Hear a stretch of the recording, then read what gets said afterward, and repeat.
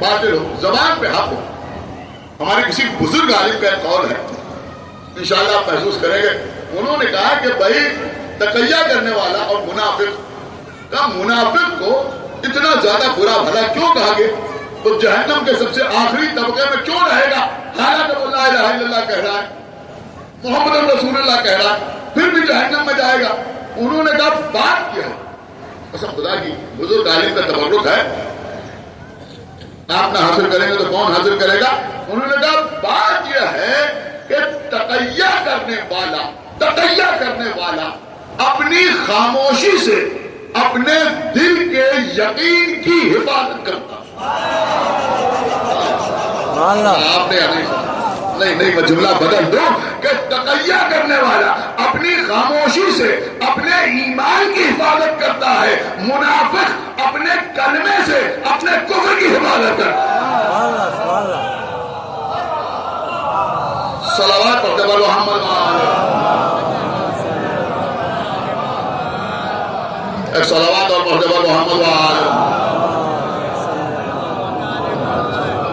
منافق جو ہے وہ اپنے کلمے سے اپنے کفر کی حفاظت کرتا ہے. تو سمجھا اصل چیز ہے دل کا یقین. اب ایک چیز پڑھ دوں اور پڑھی ہوئی پڑھ دوں، ظاہر سی بات ہے کہ جب شعراء بار بار اپنے اشعار پڑھ سکتے ہیں تو ہم بھی نقطے پڑھ سکتے ہیں. ایک صلوات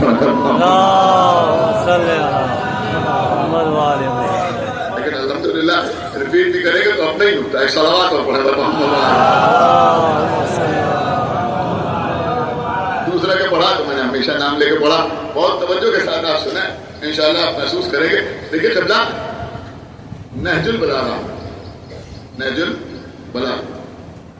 البلاغہ کے 3 پارٹ ہیں، 3 حصے ہیں. پہلے حصے میں خطبات، دوسرے حصے میں مکتوبات. پہلے حصے میں خطبات یعنی مولا کائنات کے لیکچرز، مولا کائنات کی تقاریر. دوسرے حصے میں اب وہ خطبے مختصر بھی ہیں، طولانی بھی. دوسرے حصے میں مکتوبات. مکتوبات کا مطلب کیا ہوا؟ لیٹرز، مولا کائنات نے جو خطوط لکھے ہیں مختلف لوگوں کو، وہ سب اس کے اندر موجود ہے. تیسرے حصے میں ارشادات، کلمات. اس طرح سے نہج البلاغہ 3 حصوں میں بٹی ہوئی. اب ہو سکتا ہے کسی کے ذہن میں آ رہا ہو کہ بھائی خطبات میں اور ارشادات میں کیا فرق ہے.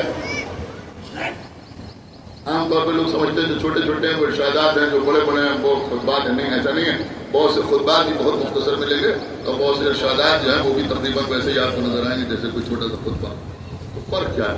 فرق یہ ہے کہ خطبہ دینے کے لیے سامعین کا ہونا ضروری ہے.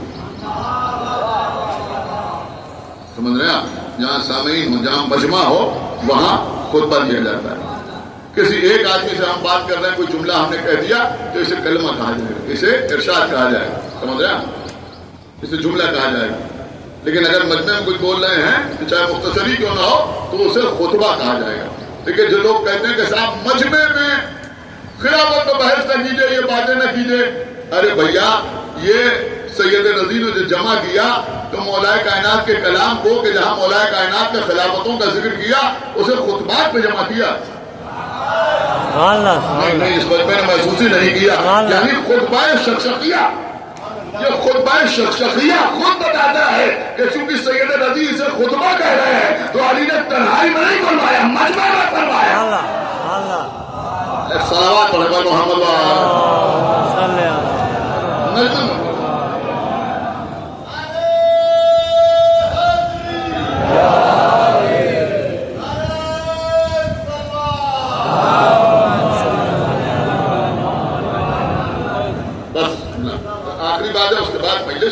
تمام.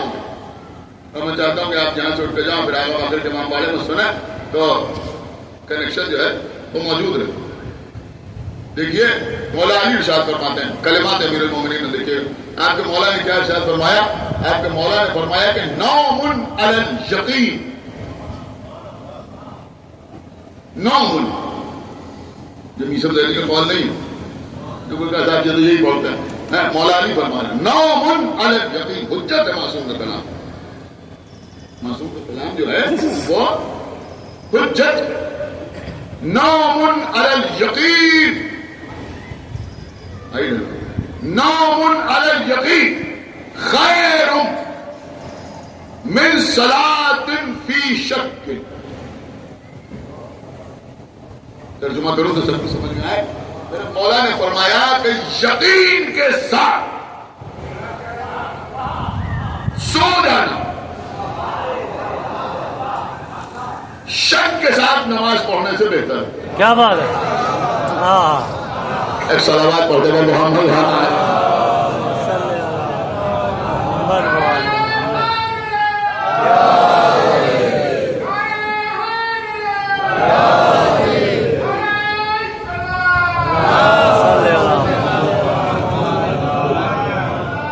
دیکھیے سمجھ کے نماز پڑھنے والے بیٹھے ایک بھی بے نمازی نہیں ہے پوری مجلس میں، ایک بھی نہیں. فرش اللہ پر بیٹھے ہوئے لوگ ہیں سب نماز پڑھتے ہیں، لیکن کیونکہ معرفت کے ساتھ نماز پڑھتے ہیں لہٰذا جملے میں خوش ہو. میرے مولا نے فرمایا نام علی الیقین خیر من صلاۃ فی شک. یقین کے ساتھ سو رہنا شک کے ساتھ نماز پڑھنے سے بہتر ہے. جتنے لوگ بھی اس وقت یہاں بیٹھے ہوئے ہیں، مرد عورت جوان بوڑھے جتنے لوگ بیٹھے ہیں، میں سارے حضرات سے پوچھ رہا ہوں آپ مجھے بتائیں آپ میں کوئی آدمی ایسا ہے جس کو نماز پڑھنے میں کبھی شک نہ ہوا؟ کوئی دعویٰ کرے گا کہ صاحب ہمیں کبھی نماز پڑھنے میں شک نہیں؟ بس وہی دعویٰ کر سکتا ہے جس نے کبھی پڑھی نہ ہو. صلوات پڑھی شک تو ہر آدمی کو ہوتا ہے، جتنے آدمی ہیں سب سے شک ہوتا ہے. حالانکہ وہ ہماری بے توجہی کی وجہ سے ہی ہوتا ہے، یہ بات سمجھ جائیں. یعنی کیونکہ توجہ ادھر نہیں رہتی جیسی ہونا چاہیے اس لیے شک ہوتا، ورنہ شک کیوں؟ لیکن ہوتا ہے شک. اور اللہ انسان کی فطرت سے واقف ہے. واقف کیا ہے؟ انسان کی فطرت کو پیدا کرنے والا ہے، تو وہ جانتا ہے کہ وہی شک تو ہوگا. لہٰذا شریعت میں اس کا یہ پورا باب رکھا گیا.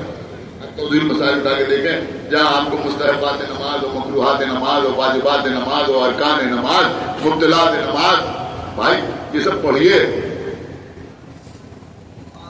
سمجھ رہے ہیں؟ یہ سب پڑھیے. اگر آپ تقریر کرتے ہیں واقعی ایک صلوات پڑھے پر محمد علیہ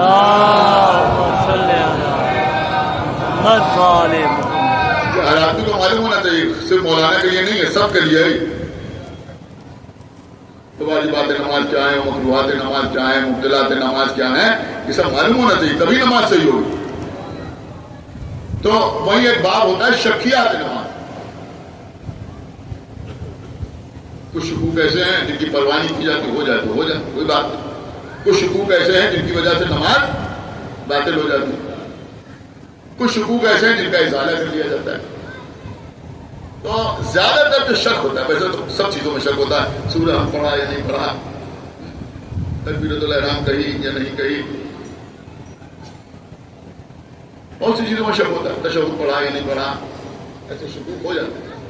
لیکن سب سے زیادہ جو شک ہوتا ہے، سب سے زیادہ وہ رکعتوں کے درمیان شک. وہی مسئلہ سب سے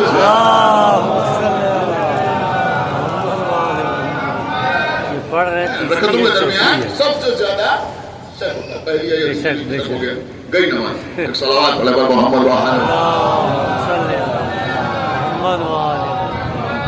تیسری چوتھی کے درمیان شک ہو گیا تو اس کا ازالہ کر دیا جاتا ہے. کبھی کبھی شک ہو گیا کہ صاحب پہلی ہے، دوسری ہے، تیسری ہے، چوتھی کچھ یاد ہی نہیں آ رہا. تو مختلف قسم کے شکوک ہوتے ہیں. اب مولا علی کیا فرما رہے ہیں کہ نوم علی الیقین خیر من صلاۃ فی شک. اب کیا ہو؟ وہ کہہ رہے ہیں یقین کے ساتھ سو رہنا شک کے ساتھ نماز پڑھنے سے بہتر. اب ہمیں تو روز شک ہو رہا تھا، ہم نے تو چھوڑے آپ صبح صبح اٹھنا بھی پڑتا ہے. اب یقین کے ساتھ سو جائیں. ایک صلوات میں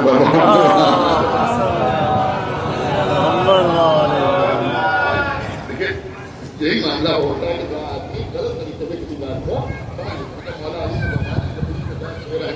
شک کے ساتھ نماز پڑھنے سے بہتر ہے. تو کیا فائدہ یار، اے سی میں لیٹے ہوئے ہیں، اچھی سے نیند آ رہی ہے اور اب نماز کا وقت آ گیا تو اب سو ہی جائیں، روزانہ شک ہوتا ہے، مغربین میں ہوا تو پھر صبح ہو جائے گا شک، کیا پہلے نماز پڑھنے سے سو جائیں یقین کے ساتھ. یہ مطلب نہیں، یہی مطلب ہے کہ یہ مطلب بالکل نہیں. تو اس سے ایک بات کا اندازہ ہوا کہ نماز کے دوران جو شک ہوتا ہے اس کی طرف اشارہ نہیں ہے مولا.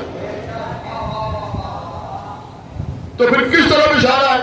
تو جیسے قرآن کی بعض آیتوں کو پڑھنے کے لیے ان کی شان نزول دیکھنا ضروری ہے، ان کی تفسیر پڑھنا ضروری ہے، اسی طرح سے معصومین کے اقوال کو سمجھنے کے لیے بھی محل وقوع کو دیکھنا ضروری ہے. یہ بھی دیکھنا ضروری ہے کہ معصوم نے کب ارشاد فرمایا، اب یہ مولا علی نے کب فرمایا. اب اس کے لیے نہج البلاغہ کی شرح دیکھنا پڑے گی. جب شرح نہج البلاغہ کی طرف نظر کریں گے تو اس میں ملے گا کہ کسی نے آ کے مولا علی سے کہا کہ فلاں ناصبی. اب ناصبی کون ہوتا ہے؟ جس کے دل میں اہل بیت کی عداوت نصب کر گئی ہو، جو ان کی ولایت کا قائل نہ ہو، جو ان کی بلا فصل خلافت کو نہ مانتا ہو، وہ ہے ناصبی. تو کسی نے آگے کہا کہ فلاں ناصبی نماز شب بڑی پابندی سے پڑھتا ہے. ہم سے کوئی کہتا تو شاید ہم تو یہ کہتے ہیں ہاں نماز میں تو وہ ہم سے آگے ہیں. ایک صلوات پڑھے بابا.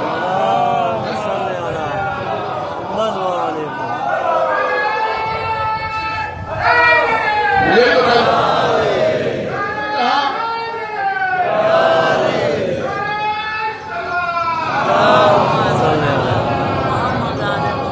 کسی نے موقع ملا تو میں آپ کی خدمت میں عرض کروں گا کہ معصومین نے یا ان کے چاہنے والوں نے کبھی کسی دشمن اہل بیت کی کسی معاملے میں تعریف کو برداشت صلوات پڑھنے کا محمد کبھی برداشت نہیں کیا. تو جب مولا علی سے آگے کہا کہ یا علی فلاں ناصبی، نہیں بیٹھے ایک صلوات اور پڑھے محمد تو کہا فلاں ناصبی بڑی پابندی کے ساتھ نماز شب پڑھتا ہے، یعنی رات میں جاگ کے نماز پڑھتا ہے. تب میرے مولا نے فرمایا کہ نوم علی الیقین خیر من صلاۃ فی شک. میرے مولا کے کہنے کا مقصد اور مطلب یہ تھا کہ ہماری ولایت پر شک کر کے نماز پڑھنے سے بہتر ہے ہماری ولایت پر یقین رکھ کے سو جانا.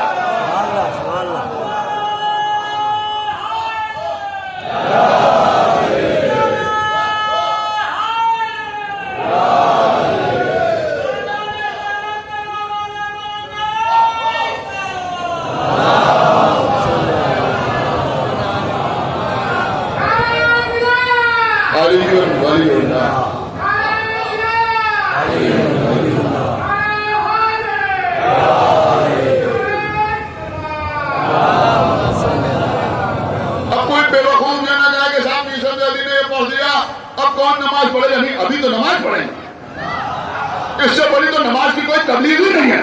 ارے بھائی جب علی کی ولایت پر یقین رکھ کے سو رہنے کی یہ فضیلت ہے تو ولایت علی کا اقرار کر کے نماز پڑھنے کی کیا بات ہے؟ صلوات پڑھے محمد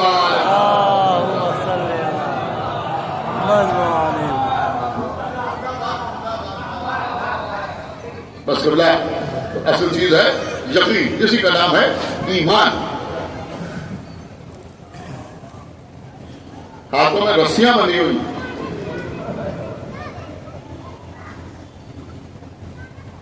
سارے بدن سے خون جاری ہے، نیزوں کے زخم، چہرے پر معلوم کتنے زخم، زنجیروں میں جکڑے ہوئے.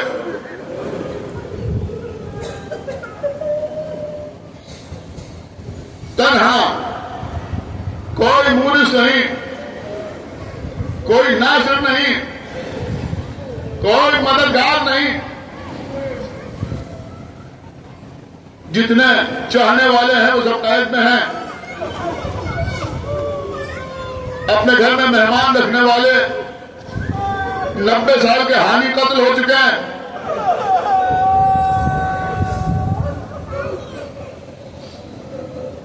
علی کے بھائی عقیل کے بیٹے مسلم ابن عقیل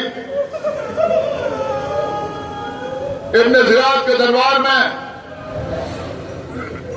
قبلہ اسے کہتے ہیں یقین. کسی نے کہا کہ آپ نے امیر کو سلام نہیں کیا. یقین قسم خدا کی کیا ہے یقین آپ نے امیر کو سلام نہیں کیا. کمالی امیر سوى الحسین، حسین کے علاوہ میرا امیر کون ہو سکتا؟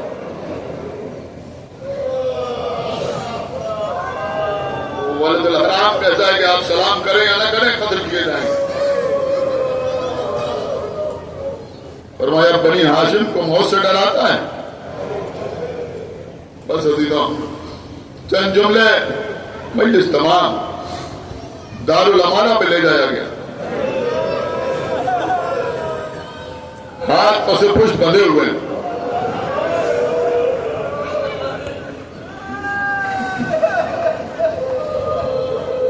جلاد تلوار اٹھائی.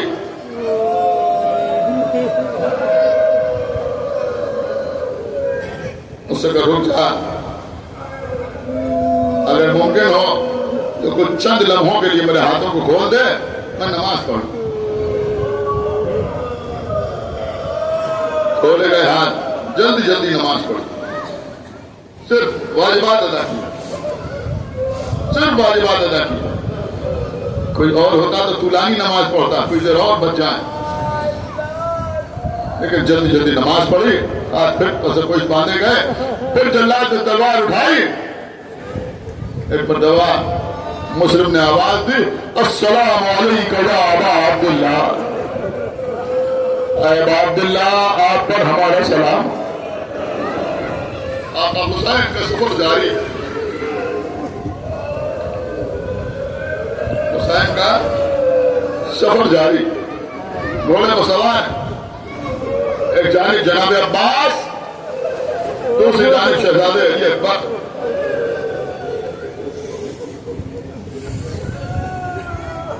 آقا حسین نے کہا وعلیکم السلام یا اخی، وعلیکم السلام یا اخی. دو بار جلال سلام دیا. حضرت عباس غریب آئے. آقا یہ کس کے سلام کا جواب دے رہے ہیں؟ کوئی نظر تو نہیں آ رہا؟ بھیا عباس دیکھنا چاہتے ہو؟ کہا ہاں آقا. تو انگلیاں سامنے کی. دیکھو بھیا عباس. دیکھا کیا دیکھا کہ کوفے کا منظر سامنے ہے.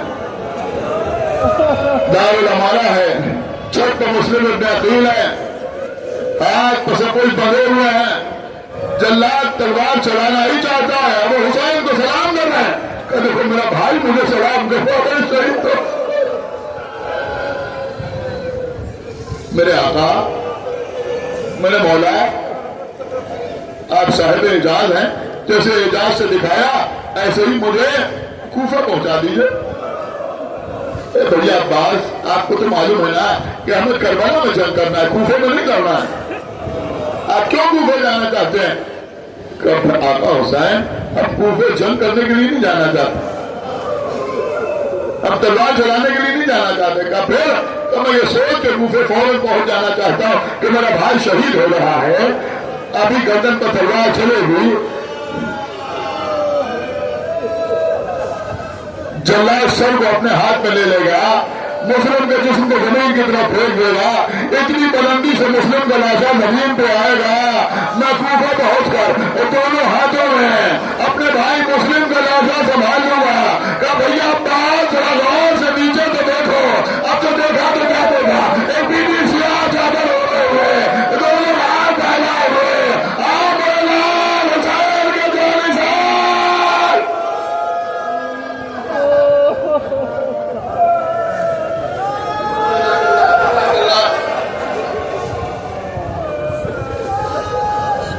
آج پہلی محرم کی مجلس ہے، رونے میں کوئی کمی نہیں لگا ہوگا.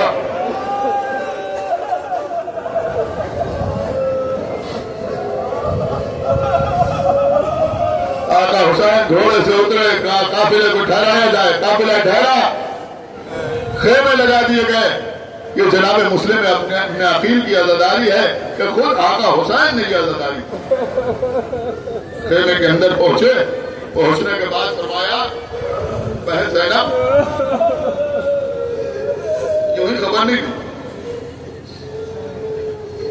یہ نہیں کہا کہ مسلم مارے گئے, بیویاں جمع ہیں. کہا بہن زینب ذرا مسلم کی بیٹی کو بلا لاؤ. کم سن بچی, تقریباً بی بی سکینہ کی ہمسن, نام بھی تاریخ میں ملتا ہے عاتقہ بنت مسلم.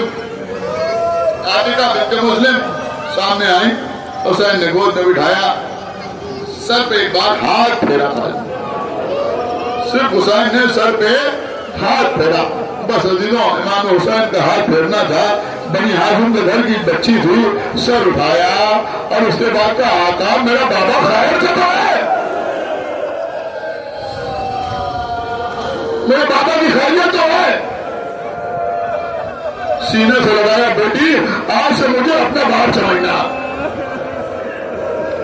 آپ نے مجلسوں میں خوب سنا ہوگا کہ حسین نے 2 چھوٹے چھوٹے گوشوارے منگائے, اپنے ہاتھوں سے بی بی عاتقہ کو پہنائے. اب عزیزوں سنیں, اس بچی کا تذکرہ صرف یہی پر ملتا ہے, اس کے بعد زیادہ اس بچی کا تذکرہ نہیں ملتا. لیکن میں نے تلاش کیا تو صاحب مالی الستائن نے, میں حوالے کے ساتھ پڑھا, صاحب مالی الستائن نے تحریر کیا کہ کربلا کے میدان میں جب بی بی سکینہ کی ہمسن یہ بچی تھی تو قید خانے میں ذکر ہونا چاہیے تھا یا نہیں ہونا چاہیے تھا؟ یہ جب قافلہ پلٹ کے آیا تو تذکرہ ہونا چاہیے تھا یا نہیں ہونا چاہیے تھا؟ لیکن قید خانے میں اس بچی کا کوئی تذکرہ نہیں, راہ شام میں اس بچی کا کوئی ذکر نہیں. جب بیویاں مدینہ واپس آئیں تو اس بچی کا کوئی ذکر نہیں. کیوں نہیں؟ میں آپ کی خدمت پہ عرض کروں, صاحب مالی الستائن نے لکھا کہ مسلم کے 2 بچے کربلا